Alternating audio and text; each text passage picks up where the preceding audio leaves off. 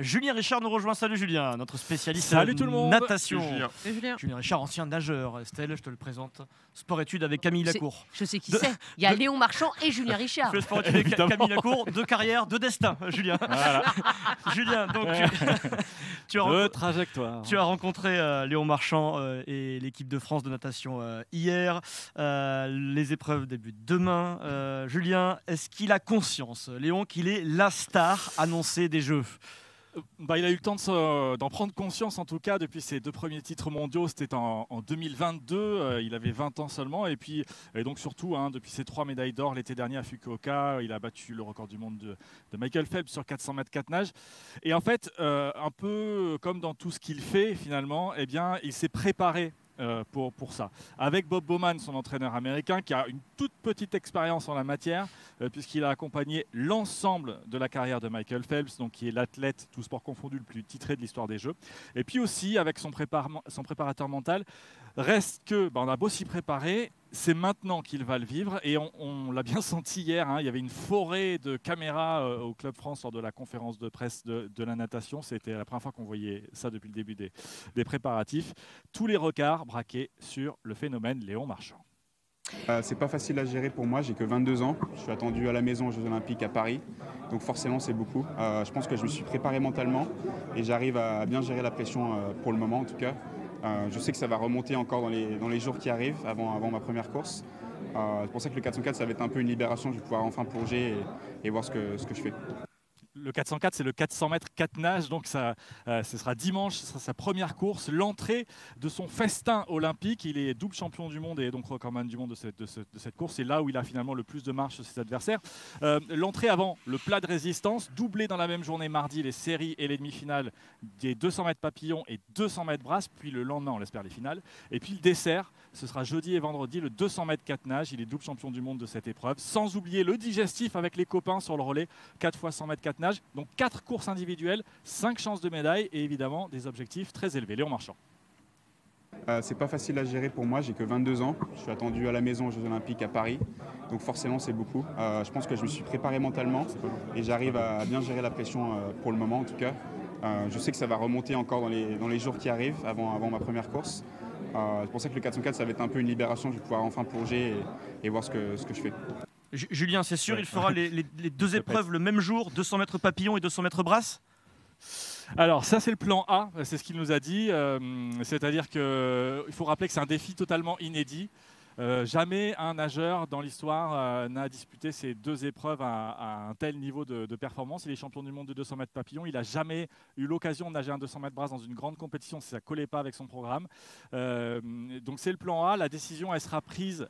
La décision finale, elle sera prise après le 400 mètres 4 nages, c'est-à-dire qu'on verra où il en est physiquement, mentalement, l'état de forme, comment ils le sentent avec son entraîneur et à ce moment-là, ils décideront oui ou non d'enchaîner ces 2 épreuves. Mais franchement, là, le plan A, il est clair et net et quand il en parle, il a des étoiles dans les yeux parce qu'il fonctionne à ça, les défis. Et ça, c'est un défi inédit et c'est vraiment quelque chose qui l'anime. Après, toute la question est de savoir si faire ces 2 courses, ça ne va pas gréver ses chances sur celle d'après, le 200 mètres 4 nages. Est-ce qu'en gros, il ne faudrait pas en sacrifier une pour être performant et au moins avoir ces 3 médailles d'or quasiment assurées ou quasiment assurées, c'est pas, on ne va pas dire ça comme ça, mais en tout cas, c'est 3 grosses chances de médaille ou tenter ce coup de disputer 4 épreuves individuelles. On est parti pour en tout cas. Après, s'il veut battre les records de Michael Phelps, il faut faire le plus de courses possible. Après, je pense qu'il n'arrivera jamais aux 23 médailles. 23 médailles d'or. Pourquoi Mais 23 médailles d'or. Ces raisonnements nous tirent vers le bas. Pourquoi il n'y arrivera jamais Donnez-moi les arguments. Bien. Argumente. Les records sont faits pour être battus. À Pékin, il remporte 8 médailles d'or. Donc, et alors là, il est sur 5. Là, il en est il a 22 ans. Il y a d'autres Olympiades. Oui. David, à Los Angeles. Alors, si tu fais 4 fois 5, je retire ce que j'ai dit, alors peut-être. Mais bon, il faudra qu'il reste longtemps. C'est avec des états d'esprit comme ça, où on tire les choses vers le bas, qu'on n'avance pas. Tu vois, Julien, pas d'être Michael Phelps. Julien, c'est pour ça que tu n'as pas percé dans la natation, Julien. Exactement. Et c'est juste pour ça. Non, mais on ne lui demande pas d'être Michael Phelps, finalement. moment où c'est juste d'écrire son raison. histoire. C'est mieux que on lui demande d'être mieux que Michael Phelps. Voilà, t'as on lui demande raison. d'être Léon Marchand, c'est pas mal déjà. Voilà. Ce sera déjà excellent.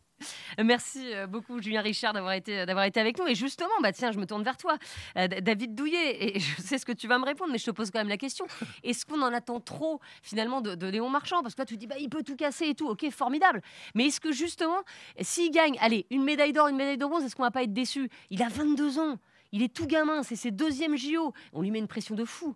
Non, mais très sincèrement, la pression, c'est maintenant, c'est avec les interviews, etc., etc. Je peux vous assurer que lui, athlète, même du haut de ses 22 ans, lorsqu'il va rentrer dans son vestiaire, lorsqu'il sera tranquille avec ses collègues d'entraînement, avec son coach, etc., etc., lorsqu'il va commencer à toucher l'eau avec les doigts, etc., etc., paf, son cerveau va se mettre en concentration totale. Et là, il est capable de tout.